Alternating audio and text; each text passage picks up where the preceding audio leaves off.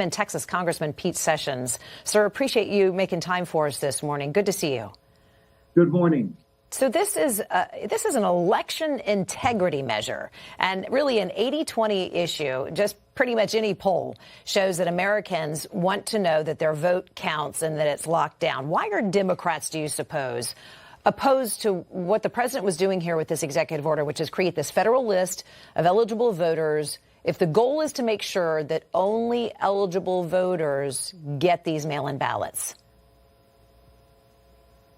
Well, the premise that you give is correct, but the answer is they don't want the law the way it is. They want anyone to be able to walk up and vote at any time that they want. That was their bill 4 years ago. We've countered with, no, you have to follow the law. And this is where it's very frustrating for the American people to understand why courts who are supposed to follow the law do not insist that there be some backup to the law, some process that would not make it easy for the law to be violated or worked around. And this is where the Supreme Court, and I believe the president is correct in thinking, the Supreme Court should give the government the right to properly make sure that the law is established. Mm-hmm. And there is incredible evidence to suggest, including day-to-day activity by the Democratic Party, they don't intend to follow the law. And because they do not intend to follow the law, if they do that in their own statewide races, as you have seen in Los Angeles and other places, that take months for them to develop an answer, then we have that right because it's a federal election. Where federal elections are involved, the United States, the government has a right to insist that there be the proper measures and fences put around this to make sure that the law is followed.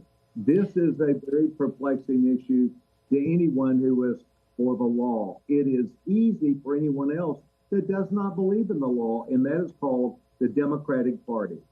And it's an issue that crosses party lines. I do want to ask you, sir, the reason the president is having to sign this executive order or try to do this by executive order is because Congress has not been able to get the Save America Act done.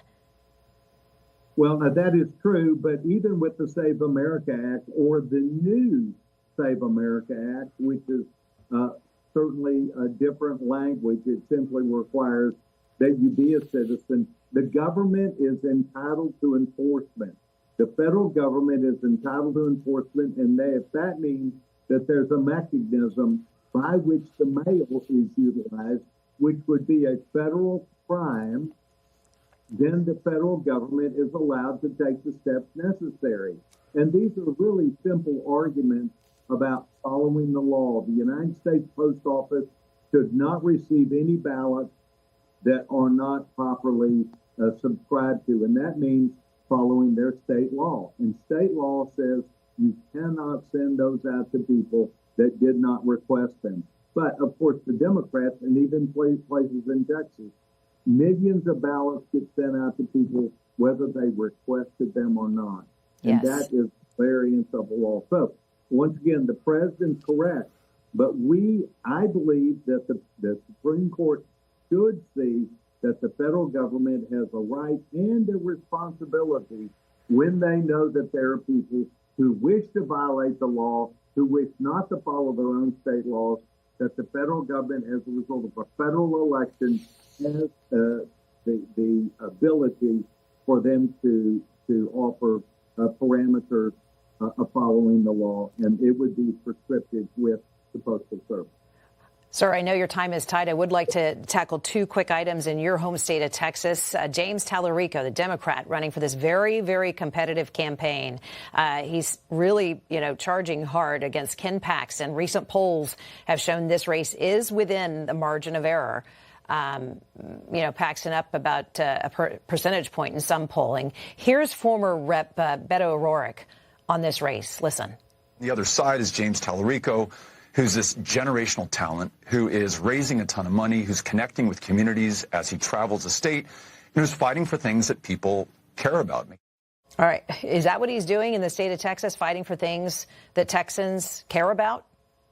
Well, he is fighting for the National Democratic Party, who has now been taken over by the Communist Party, with ideas that are inconsistent not only with Texas behaviors and rules and norms, but he is touting the things that make other states less competitive. California, Washington, Illinois, New York, where people have moved out of those states because of high taxes, big spending, and the bottom line is people that just don't think you need to go to work in the government. That is not a Texas value. We will end up winning this, but it's a terrible battle, and it's having to be fought. And the Republican Party is for American values, supporting our military. We are not going to shut down prisons. We're not going to defund the police. We're going to make sure that people have an opportunity to live their life and be safe. There are lots of women in the state of Texas who recognize that if we would have gun control next year because of James Talarico and others of a victory by Democrats, we will be defenseless in Texas. And that is a very hostile viewpoint. So we will win. It is a critical race, sir, closely watched and could affect the balance of power in Washington and certainly in the Senate. Congressman Pete Sessions, sir, thanks so much for your time. We appreciate you.